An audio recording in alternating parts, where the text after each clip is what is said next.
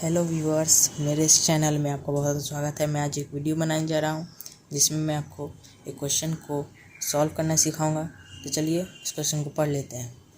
तो हमारा क्वेश्चन है, find the area of a square lawn whose side is 5 whole 7/9 metre long.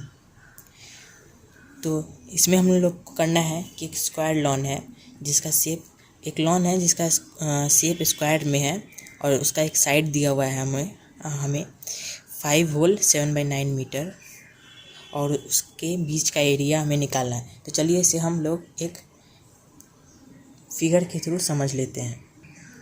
तो ये रहा हमारे फिगर।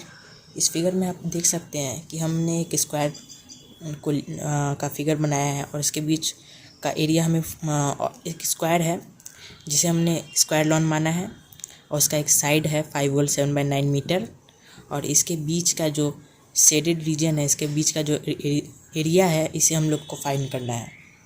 तो चलिए अब इसे हम लोग सॉल्व करते हैं।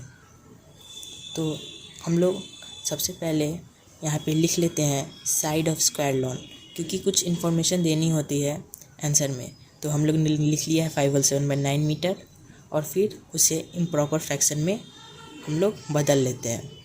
तो ये मिक्स्ड फ्रैक्शन में है, तो 5 होल 7/9 को इम्प्रॉपर फ्रैक्शन में चेंज करने के लिए 9 को 5 से मल्टीप्लाई करते हैं और फिर प्लस कर देते हैं 7 से। मतलब कि न्यूमरेटर को वोल से मतलब 5 मल्टीप्लाई कर देते हैं और फिर न्यूमरेटर से प्लस कर देते हैं। तो हमने 9 को 5 से मल्टीप्लाई किया और फिर प्लस किया 7 से, तो 52 आया।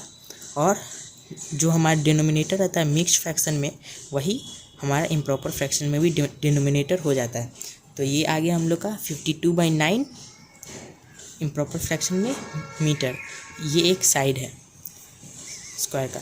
और जैसे कि हम लोग ने फिगर में देखा कि वो लॉन एक स्क्वायर जैसा था, तो हम लोग उस लॉन का एरिया स्क्वायर के एरिया निकालने के फॉर्मूले से बना सकते हैं। तो हम लोग आगे लिखते हैं area of square equal to side square. मतलब कि एरिया ऑफ स्क्वायर निकलता है साइड को, जब हम लोग साइड से मल्टीप्लाई करते हैं, स्क्वायर के साइड को साइड से मल्टीप्लाई करते हैं, तब हम लोग को उसका एरिया मिलता है। तो हमारा स्क्वायर का साइड है 52/9 और फिर हम लोग इसको स्क्वायर लिख दिए और फिर 52/9 को 2 बार मल्टीप्लाई कर दिए, 52/9 इंटू 52/9। तो सबसे अब इसको मल्टीप्लाई करने से पहले चेक कर लेते हैं कि क्या ये कटेगा, मतलब कि क्या ये आपस में डिविजिबल है, क्रॉस मल्टीप्लिकेशन या कुछ भी। तो हम लोग देखते हैं कि ये दोनों ही नंबर ऐसा है जो नहीं कट सकता, ना 9 52 से नहीं कट सकता है और ये लोग मतलब कि सिंपलेस्ट फॉर्म में नहीं जा सकते। यही इस फ्रैक्शन का सिंपलेस्ट फॉर्म है। तो हम लोग इसे डायरेक्ट मल्टीप्लाई कर देते हैं। तो हमें आता है 2704/81। और हम यहाँ फिर से देख सकते हैं कि यहाँ पे भी हम लोग सिंपलेस्ट फॉर्म में नहीं डाल सकते हैं। एक रूल आपको बता दूँ मैं कि अगर यहाँ पर मल्टीप्लाई करने से पहले अगर नहीं मल्टीप्लाई मतलब कि सिंपलेस्ट फॉर्म में नहीं आता है, तो सीधे मल्टीप्लाई करने के बाद यहाँ पे वो फिर सिंपलेस्ट फॉर्म में नहीं आएगा। और फिर जैसे कि हम लोगों ने देखा कि पहले में साइड दिया हुआ है स्क्वायर का मिक्स्ड फ्रैक्शन में, तो हमारा आंसर भी मिक्स्ड फ्रैक्शन में होना चाहिए। तो हम 2704/81 को मिक्स्ड फ्रैक्शन में करते हैं, तो हमारा आता है 33 होल 31/81। इसे फाइंड करने के लिए हम लोग को 81 को 2704 से मल्टीप्लाई मतलब डिवाइड करना रहता है और जितना हमारा